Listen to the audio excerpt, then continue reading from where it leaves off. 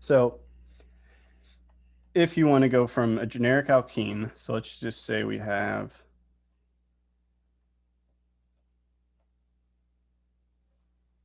this cis alkene. If you want, you can go directly to the alkyne, which would be this one here, in a two-step process. So we know that these are alkenes, that they can undergo addition reactions, electrophilic addition reactions with X2, some halogen 2. So let's say we have Br2.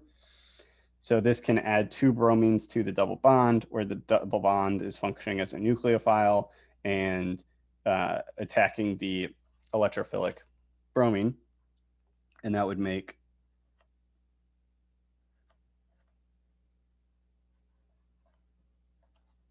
the dibromo compound. Now you may wonder why I've shown it like this, where the R groups are now trans to each other, or it's pseudo trans because there's no real double bond, and then these bromines are trans. Well, we know that the intermediate that's formed in these reactions is a three-membered bromine containing ring, where the halonium ion or the bromonium ion that is then opened by the bromine. So I'll show what I'm talking about. So the intermediate is this when the bromine adds once. Then the other bromine can come in and attack and cleave this. So what ends up happening is, since these bonds can rotate, you get the R group that gets kicked down when this R group gets kicked down when this opens, when this ring opens up, like I've drawn there. So that puts that down and the bromine up, and then the R group gets kicked up and the bromine comes down. So these bonds can freely rotate, so it doesn't really matter how you draw it. But I'm just illustrating that the bromine add anti, I've shown it the reverse of what's here, but that's only if the bromine were to attack from this side. Then you would get what I drew at the top, but it doesn't make a difference because the molecules are the same. So I just want to point that out before we proceed. But the point is, you go from this alkene to the dibromo compound, which now that dibromo compound can become the alkyne if you use excess, or 3 equivalents specifically, of sodium amide, our favorite alkyne base, that will then undergo 2 acid-base reactions, which eliminates the bromine as leaving groups to make 2 different pi bonds, which effectively makes the alkyne. So if you want to look at this mechanistically, you undergo 2 elimination type reactions with these hydrogens. So we have NH2 comes in, takes this proton, this sigma bond, the single bond breaks onto to form the alkene. So you would make this at this point. And then there's a hydrogen here. So now the next thing that can happen is another equivalent of the base will attack and create this alkyne. Oops, so that's what happened. Let me redraw this so it looks a little bit confusing now. So we've kicked out that bromine. So here's the hydrogen, here's the bromine. So now we hit the other one.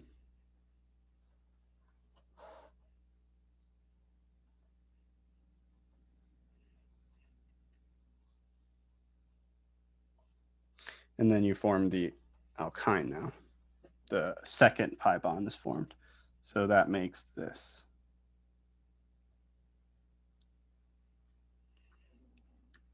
Now, you may wonder why we need 3 equivalents. Well, in this case, 2 is sufficient. But if you were to make a terminal alkyne, Then an additional equivalence would start to react with the acidic proton, which we don't want. So the more you add into the reaction mixture, then it will be able to quench that type of reaction and effectively stop it from, it will be occurring, but you'll be able to get a compound that's useful to proceed, and then you can isolate out your alkyne. So effectively, you're going to see this most of the time as excess of the sodium amide, just to ensure that it will fully complete the reaction. So this is the process, the two-step process to go from an alkene to an alkyne. So any questions on any of this preparation stuff?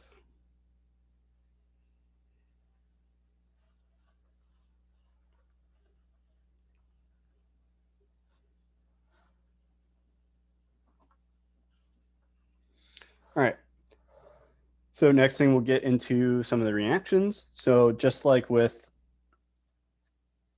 alkenes, alkynes can react with X2, Br2, and make a dibromo compound or dihalo compound. Doesn't have to be bromine. It's very common for it to be bromine, which is why I keep saying it like that, but it doesn't have to be. It could be chlorine. So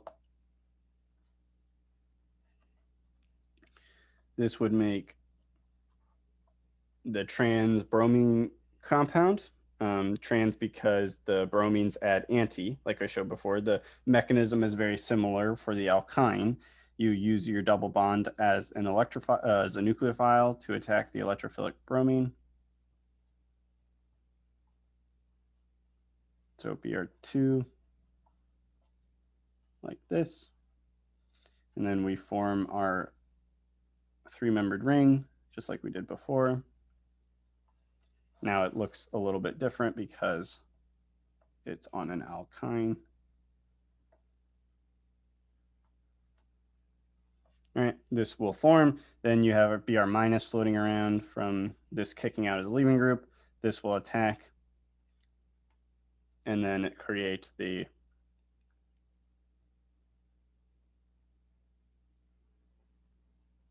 final product, which is the trans dibromo. And you could then, we have another pi bond that could react with Br2 again to make the tetrasubstituted. So I'm not going to show the mechanism for this last step, but you could react it with another equivalent of the bromine and make a tetrabromo compound where there's 4 bromines like this. And now it's an alkane. Now this couldn't react with another equivalent of Br2 because there's no more pi bonds remaining.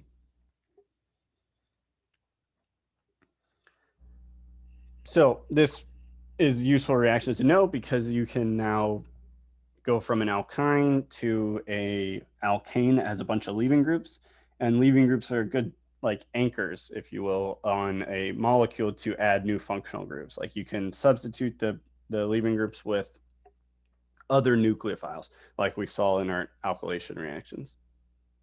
So this is just a good thing to know, and you may need to use reactions like that in your synthesis questions. So the next one is HX, which is just a halo acid. So this can react with an alkyne, like we've seen, just like with an alkene. Again, so far the reactions have been effectively the same. So mechanistically, this functions as a nucleophile attacking the proton and kicking this out. Now, this gets a little bit weird because this creates a vinyl carbocation, which is, I've mentioned before, is extremely, extremely unstable, which is still true. But there's no other way to explain this product. So if there was any other intermediate that could form, then it would. And the reason would be that that intermediate is more stable than the vinyl carbocation. But there isn't in this case. There's just other carbons. It may be able to undergo a rearrangement, but that depends on the identity of R, and usually it won't, just because these R groups are usually primary, and there would be no benefit to a primary position. But there is this effect. If these groups that are added here are electron donating, they can stabilize this. So like, for instance, a methyl group is donating. You could have a hydroxyl group, which can donate its lone pairs. There's a lot of things that R can be that help form the vinyl carbocation, but we're not going to go into that right now here. I just want to mention that this is extremely unstable, and this is only forming by necessity, because there's no other options for the intermediate at this point.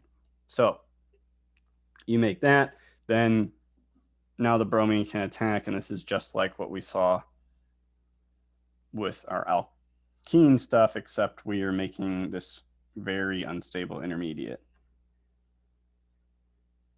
Now this bromine can add however to the, like on the top side or the bottom side to the carbocation, since it's linear in this case.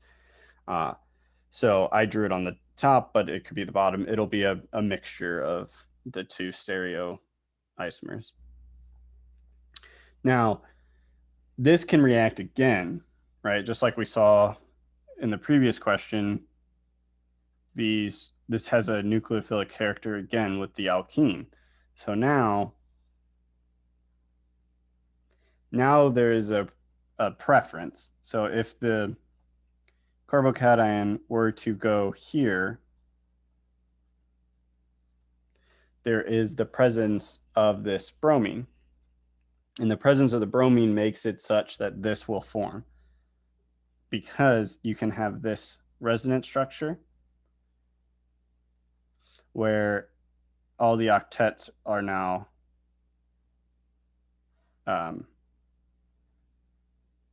satisfied, where the bromine has a positive charge, and the R group, whatever our R group is, some alkyl chain, is there as well. So then the bromine can attack this. So let me redraw some of this stuff.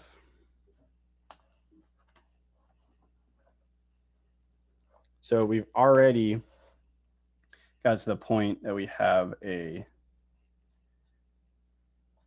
alkene. Then this can react again, and the only intermediate is going to be this one.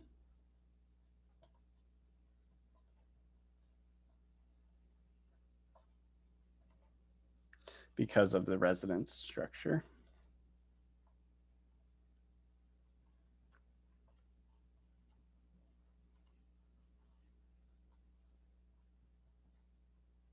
This one. Now the bromine can come in here and cleave this out as a leaving group, just one of those pairs of electrons. And then you make the final product now, which is a dibromo, but both of the bromines are on the same carbon of the alkane, which is different than our Br2 reaction, because that was a tetrasubstituted bromine, and the bromines were on different carbons. So, questions on this stuff?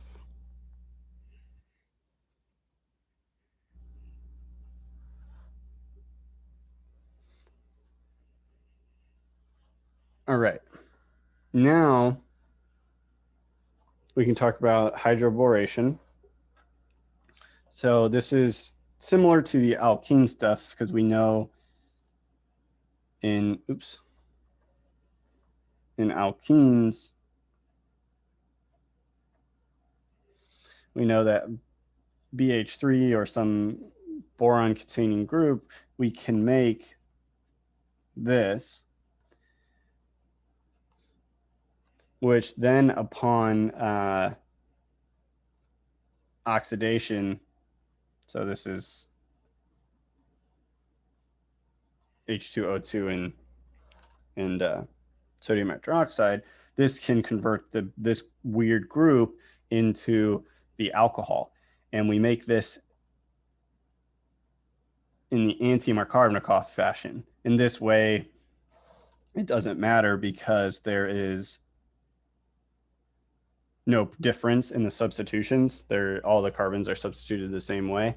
But if there was if it did matter, then it would add anti-Markovnikov, so the OH would add onto the least substituted side. So this first reaction can occur with a alkyne as well. So let's look at that now.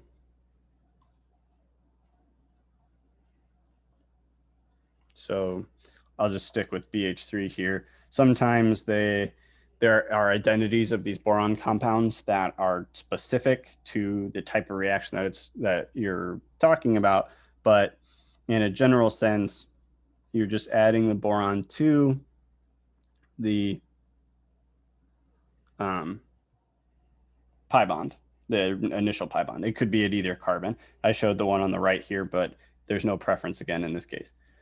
And then now this thing can undergo two major reactions where one of them is the oxidation reaction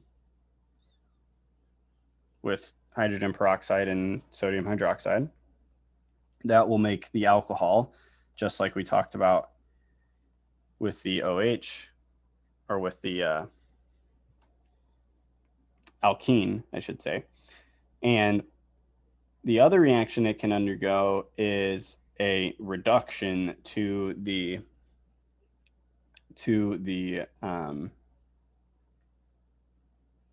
hydrogen here. So if you just use an acid like a carboxylic acid, the carboxylic acid will replace the boron group with a hydrogen, making the cis alkene. So this hydroboration process is useful because you can replace that boron with other things that you want specifically. And so far in this case, it's just the alcohol or the proton. So now the interesting thing about this reaction here is this is not the final product. You don't have to add anything else, but this is not the final product. And the reason that it's not is because of Tautomerization, which is the thing that we'll talk about now to explain why that's not the product that's observed.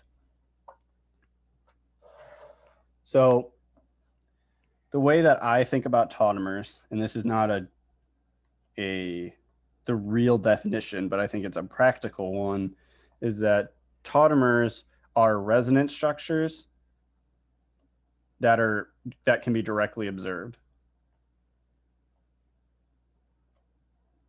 So they're not resonant structures. So I mean, that's why a lot of teachers don't like this definition, because they're not resonant structures, but they move the electrons around similar to a resonant structure. The only difference between a resonant structure and a tautomer is that tautomers can be separated and isolated in an actual reaction, whereas resonant structures can't, because we know resonant structures, a molecule just flows between the resonant structures and creates like this resonance hybrid where certain atoms have certain types of bond character. So like for instance, in benzene, you would think that this carbon has double bond character and then single bond character, but in reality, because of this resonance structure,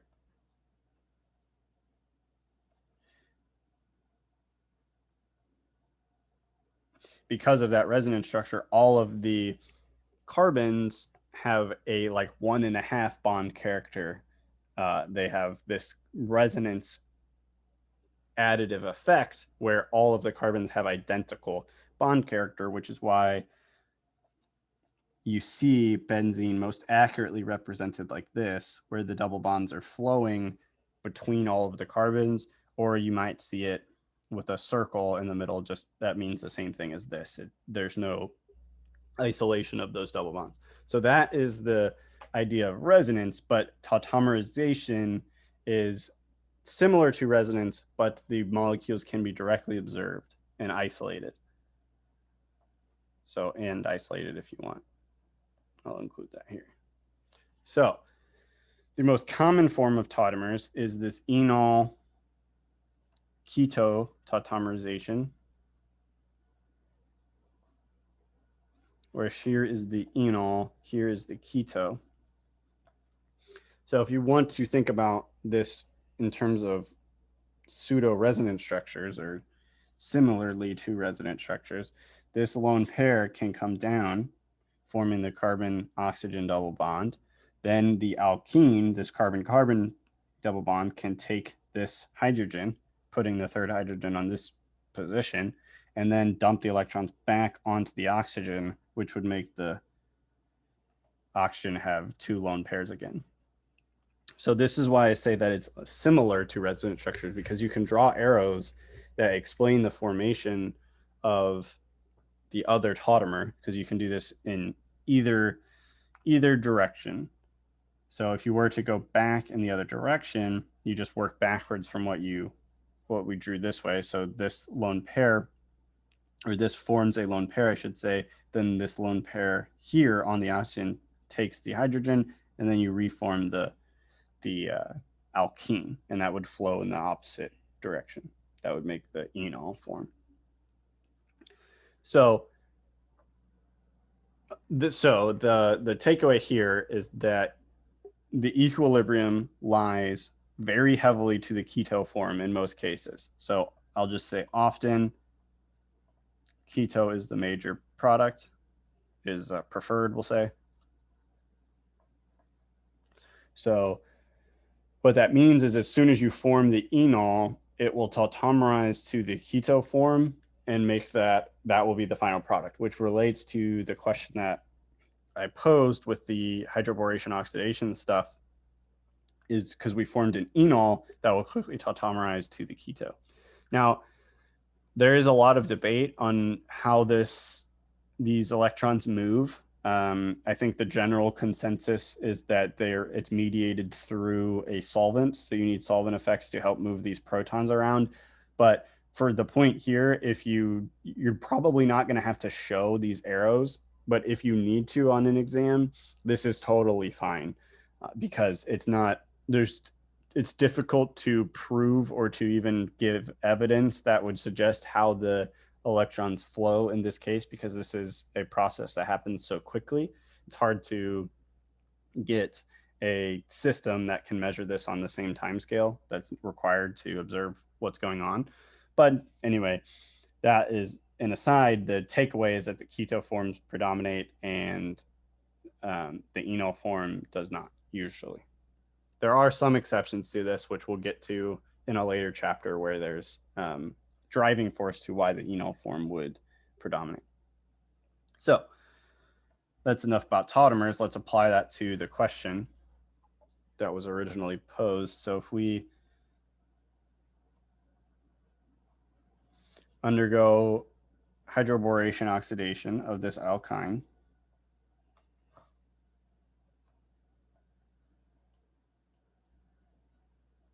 what happens is you get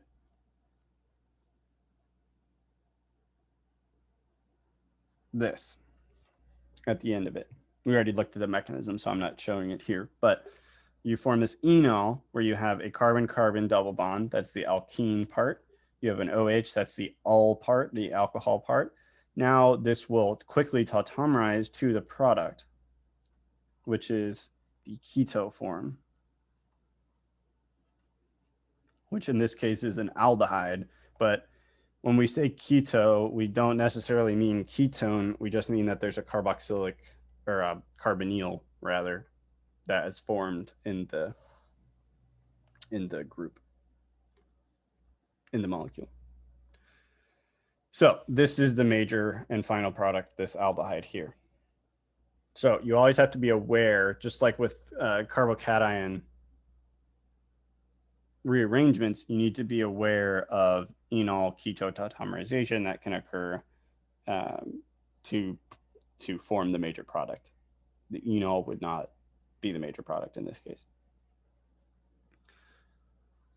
All right. And then next, we have these acid reactions with H2SO4 specifically. So you can hydrate the alkyne.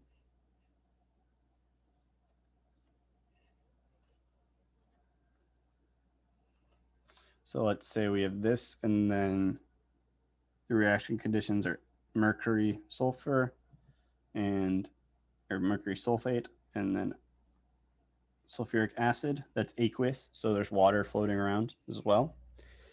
And the major product in this case is the alcohol that forms on the more substituted side. So because of the way the mechanism works, the OH goes here, not at the terminal alkyne part like we did with the hydroboration-oxidation. And then this is an enol again, so this tautomerizes to the keto final product. So this would be the answer.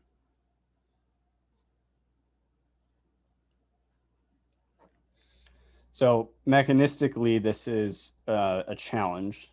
So we'll work through it here, but I don't think you'll be expected to do this in its entirety on an exam. But I'll work through it just because it's useful to explain why we get the OH where we get the OH. That's the mechanism is the only way that we can understand the product that we see. So let's say that we have this. Well, the first step is that mercury is a good electrophile. So that's going to be attacked by the pi bond of the alkyne, and that will make this kind of weird intermediate where you have a sharing of the positive charge all throughout this ring, this three-membered ring. So it's very similar to the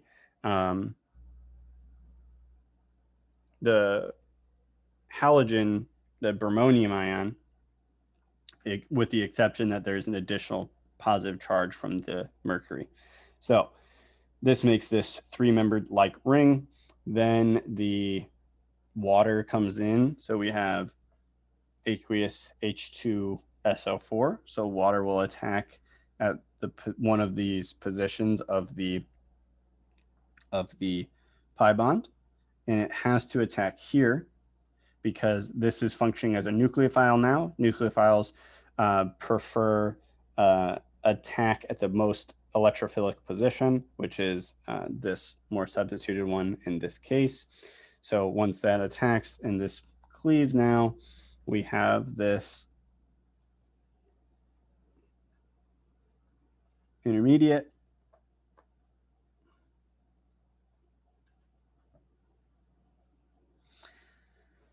And this can lose a proton pretty easily. So that's the next step, this water molecule, and that makes this.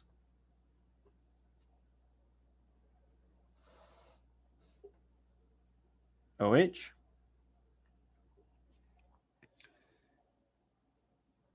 And now this can easily tautomerize because this is an enol, right? So it will tautomerize to the keto form.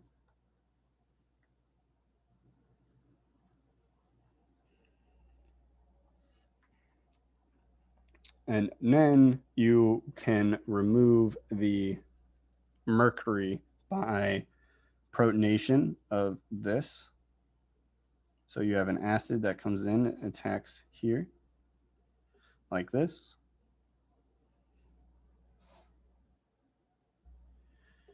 Okay. And then you get this elimination of the mercury. So this cleaves here, this goes here, and you remove the mercury now. So this makes a enol again, and then that tautomerizes to the correct final product.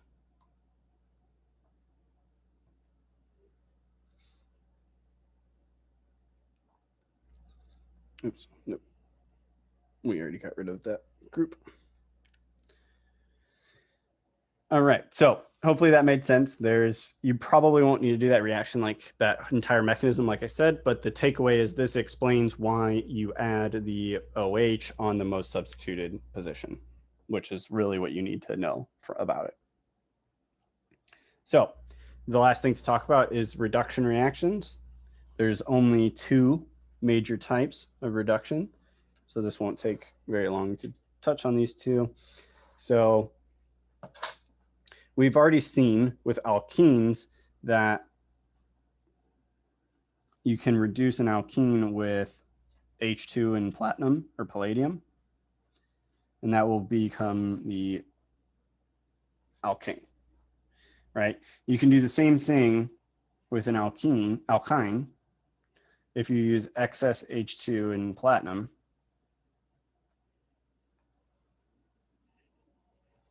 If you use a lot of that, you can reduce it all the way down to the alkane as well.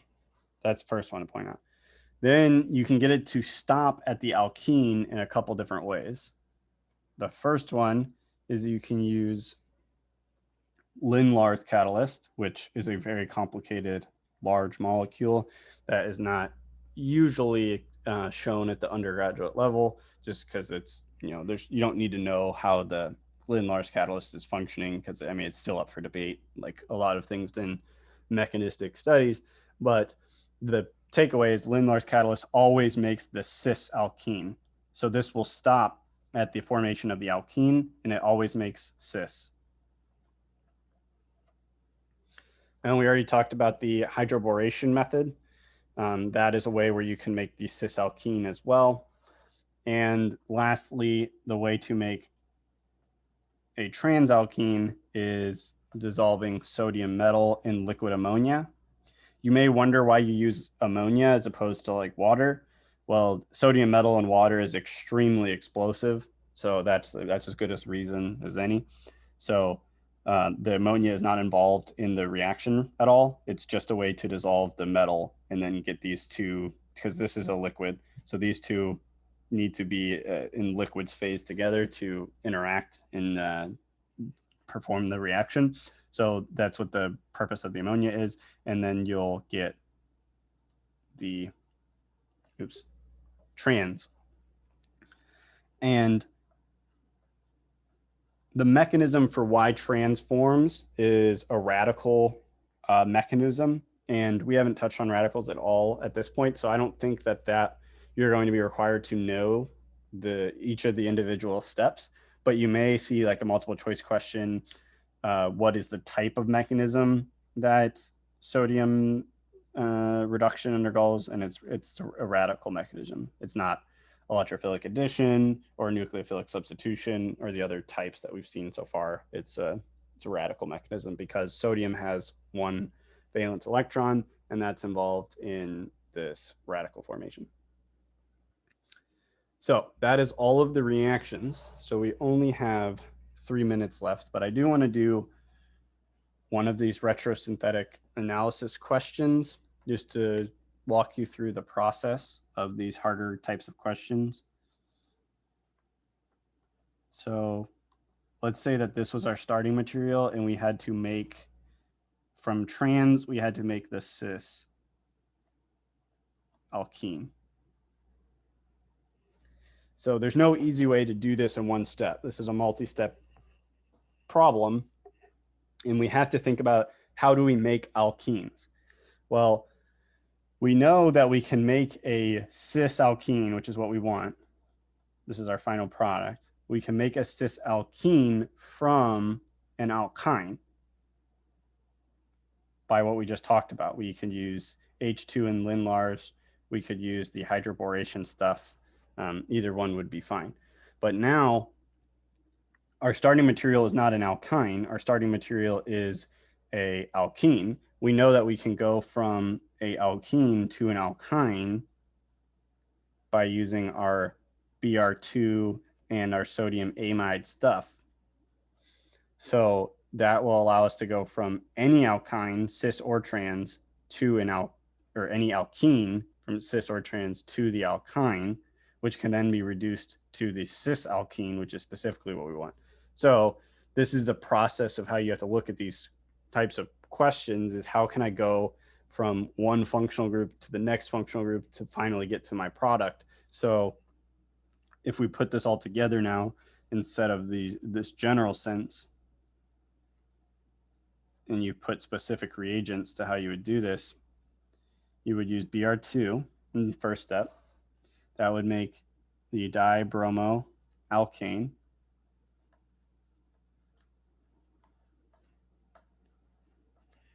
Then you could use excess of sodium amide,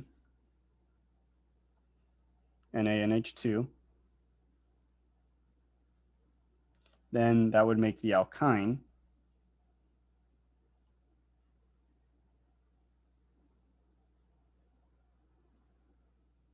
Then you can reduce the alkyne to the cis alkene by using H2 and Lindlar's or the hydroboration method. So H2 and Lindlar's would get us to the product. So hopefully that process made sense. That is, you're definitely going to see some synthesis questions on the next exam. They are usually not stressed because they're like the challenge questions, but it's good to understand them because you can predict the products of reactions easily if you can do these types of questions. So that is all I have for today. If you have any questions, feel free to stick around and I'll be happy to answer them.